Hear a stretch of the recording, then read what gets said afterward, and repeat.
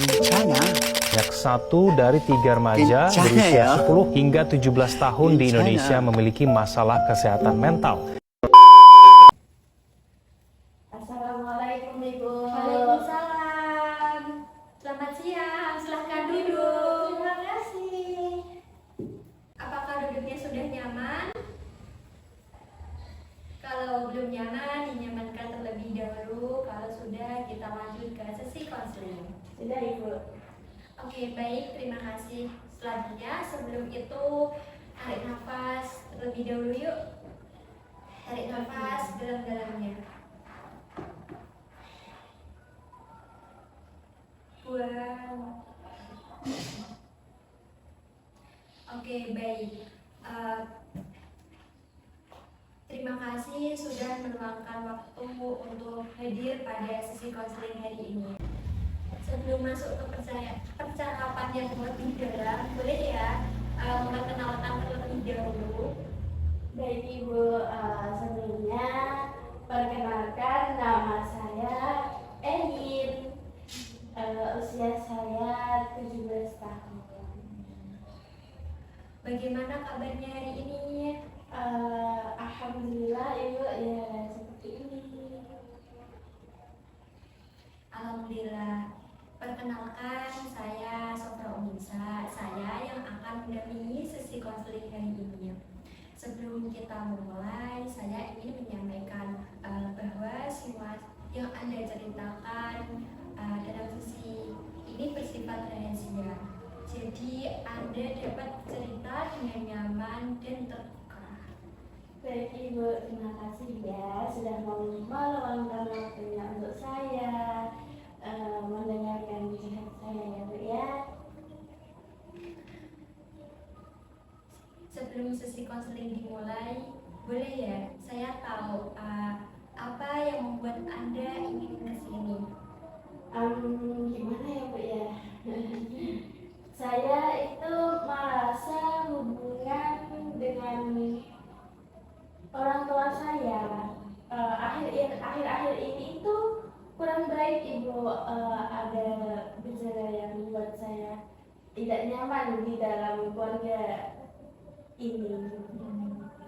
Hubungan apa? Hubungan Anda dengan orang tua sedang mengalami beberapa kesulitan akhir-akhir ini?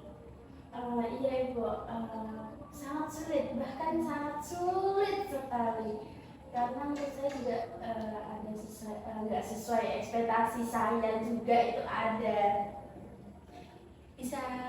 Bisa diceritakan lebih lanjut seperti apa kesulitan yang sedang Anda alami? Saya itu sering berbeda pendapat dengan orang tua saya. Nah, mereka itu gimana ya Bu?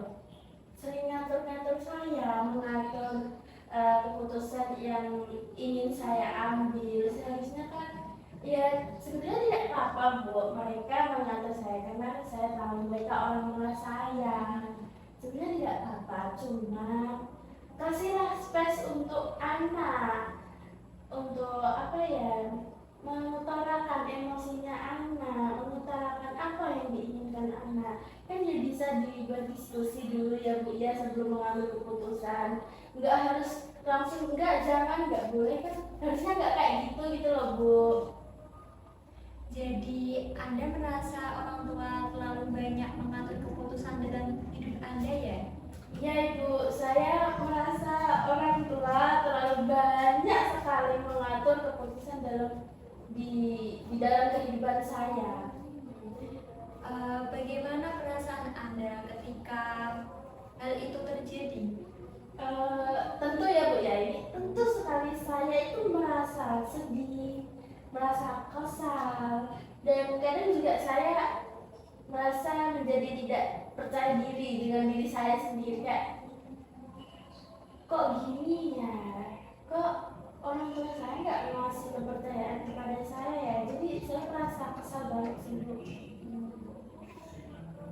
Anda merasa sedih dan kecewa karena merasa pendapat Anda itu kurang didengar oleh orang tua Anda. Iya Ibu, sering sekali Bu, bahkan sering sekali pendapat saya itu enggak didengar. Bahkan kayak apa sih, cuman gitu aja kok, kayak gitu. Sejak kapan sih kondisi seperti itu dimulai sering terjadi? Sejak akhir-akhir mau kelulusan SMA saya ini. Sebelum kuliah ya? Iya. Ketika Anda mengatakan orang tua terlalu mengatur, apakah maksud mereka sering menentukan pilihan yang berkaitan dengan kuliah dan masa depan Anda? Iya Ibu, bahkan ya kan saya pengennya kuliah. Nah, mereka itu malah yang menentukan jurusan kuliah saya. Kamu harus ini, kamu harus masuk di jurusan ini. Padahal ya Bu ya, menurut saya masuk kuliah dan mengambil jurusan kan itu sesuai kemampuan saya, sesuai apa yang saya bisa, bukan sesuai apa yang mereka inginkan. Tapi mereka memintanya harus mengikuti apa ingin mereka, bukan mereka yang mengikuti apa yang kamu bisa gitu Bu. Saya dapat memahami bahwa situasi tersebut itu tidak mudah. Di satu sisi Anda ingin menghormati orang tua, tetapi di sisi lain memiliki kesempatan untuk memilih kehidupannya sendiri. Iya Bu, memang ya itu yang saya rasakan selama ada problem di kehidupan saya sih. Ketika terjadi perbedaan pendapat, biasanya bagaimana cara Anda menyampaikan pendapat kepada orang tua? Kalau saya ya Bu ya, biasanya itu saya memilih saya memilih diam terlebih dahulu Bu. Nah, kalau saya ini sudah nggak tahan ya Bu ya, karena ini udah saya keluarkan lah, ya saya baru bisa bicara. Saya harus menahan agak lama. Selagi saya masih bisa, saya bisa nih lakuin sendiri, itu saya lakuin sendiri. Tapi kalau mau emosi saya sudah nggak bisa saya tahan, saya sudah nggak bisa lakuin sendiri, saya bicara. Jadi selama ini itu Anda lebih sering memendam perasaan terlebih dahulu ya? Iya Ibu, bahkan udah nggak bisa dihitung sih, benar-benar gimana ya, benar-benar tak pendam semua gitu loh Bu perasaannya. Sakit sih Bu. Apa yang Anda khawatirkan jika menyampaikan pendapat secara langsung kepada orang tua? Saya itu lebih ke takut dia nggak melawan anak pantang, anak melawan gitu, dan takut juga dikira kamu kok nggak bisa menghormati orang tua sih.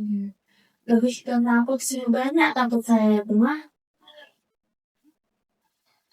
Anda khawatir bahwa menyampaikan pendapat akan dianggap sebagai bentuk pembangkangan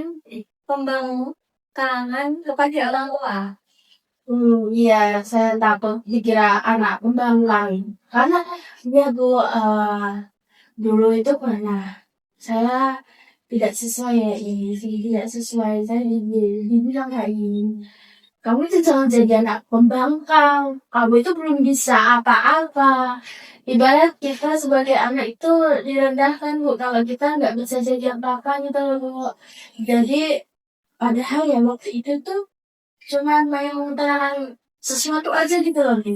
Ya, saya pengen kayak gini, tapi malah jadi masalah buat mereka gitu loh Bu. Sama dibilang, kamu tuh jadi anak pembangkang ya, nggak malu apa kata orang tua kayak gitu.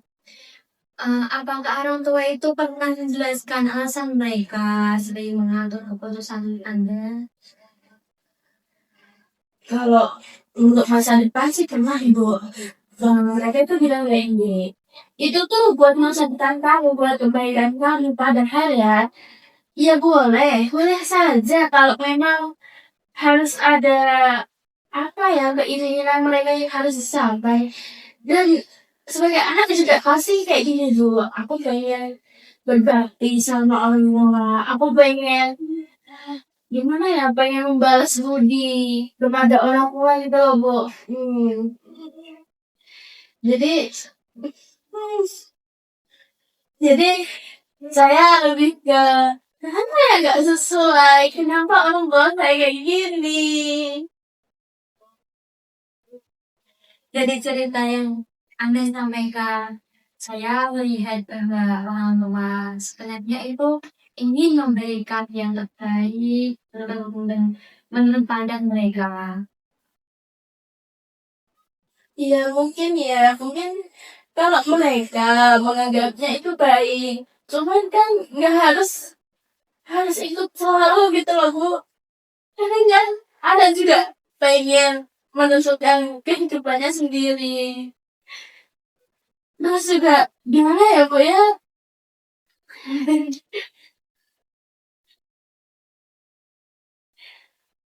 Terus juga kadang saya itu merasa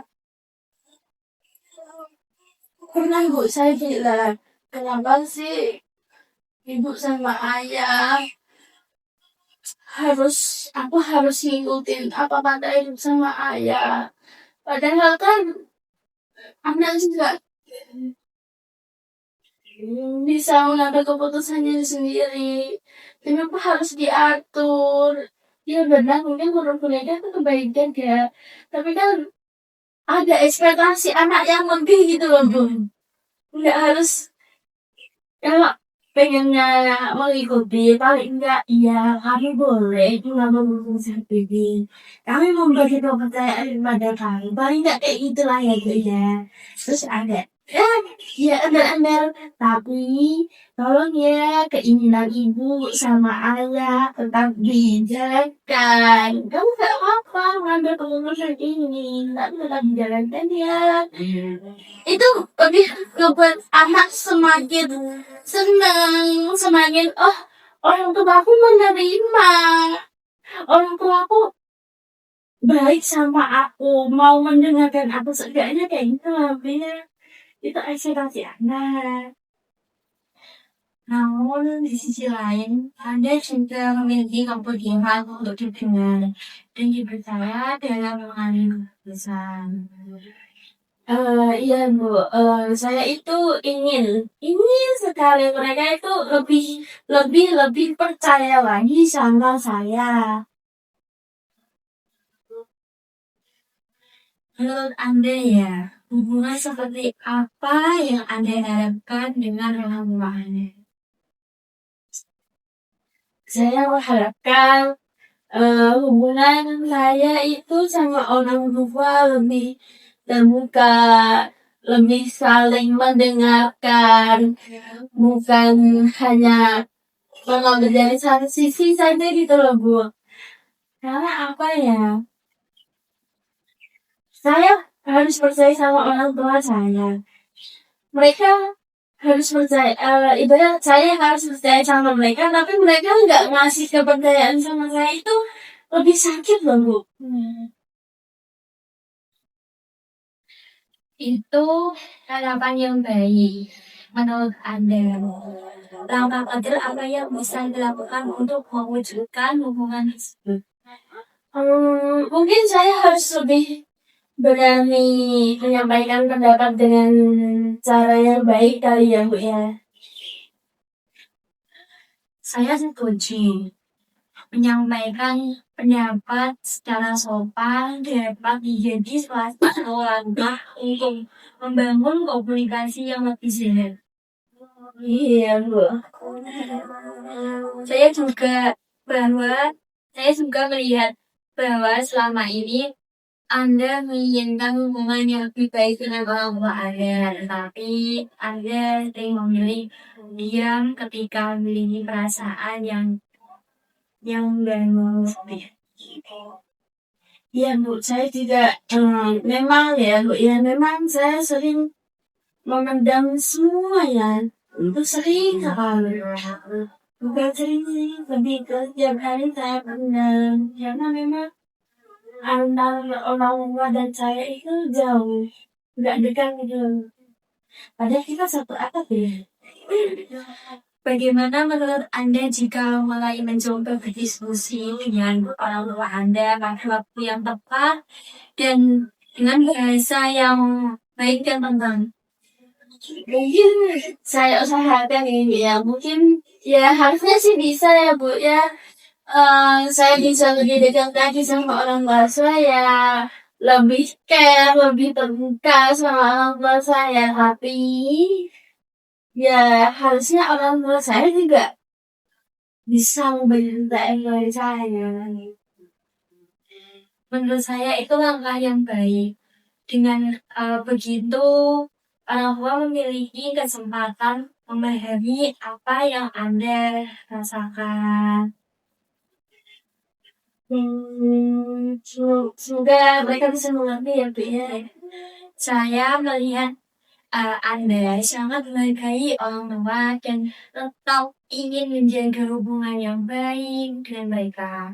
Itu merupakan kekuatan yang dapat membantu proses komunikasi ke depannya dengan orang tua Anda. Iya Bu. Baik, sebelum sesi ini kita jadi saya akan merangkum pembicaraan kita pada hari ini. Hari ini Anda menceritakan bahwa hubungan dengan orang tua Anda itu kurang harmonis. Karena sering terjadi perbedaan pendapat. Anda merasa sedih, merasa kecewa, dan kurang dipercaya dalam mengambil keputusan. Dari pembahasan kita itu tadi terlihat bahwa orang tua Anda itu ingin memberikan Anda yang terbaik menurut pandangan mereka. Sementara Anda berharap mendapatkan kesempatan untuk menyampaikan pendapat dan menentukan pilihan sendiri. Sebagai langkah awal, Anda mencoba berbicara komunikasi lebih terbuka dan menyampaikan pendapat secara sopan pada orang tua Anda. Ya mungkin bisa saya lakukan ya Bu ya. Saya juga pengennya bisa membaik dan lebih baik lagi hubungan antara orang tua saya sendiri. Saya sebenarnya gak ingin kok saya dengan orang tua itu sejauh dan jauh banget, bahkan kayak orang asing itu gak pengen saya. Namanya anak ya, anak juga boleh sih, boleh kan untuk mengambil keputusan, berdiskusi lah kalau ini gak berdiskusi terlebih dahulu. Ya rasa sedih sih Bu waktu kita melalui dibilang kayak itu, udah sedih loh. Down banget saya. Setelah mengikuti sesi konseling hari ini, bagaimana perasaan Anda?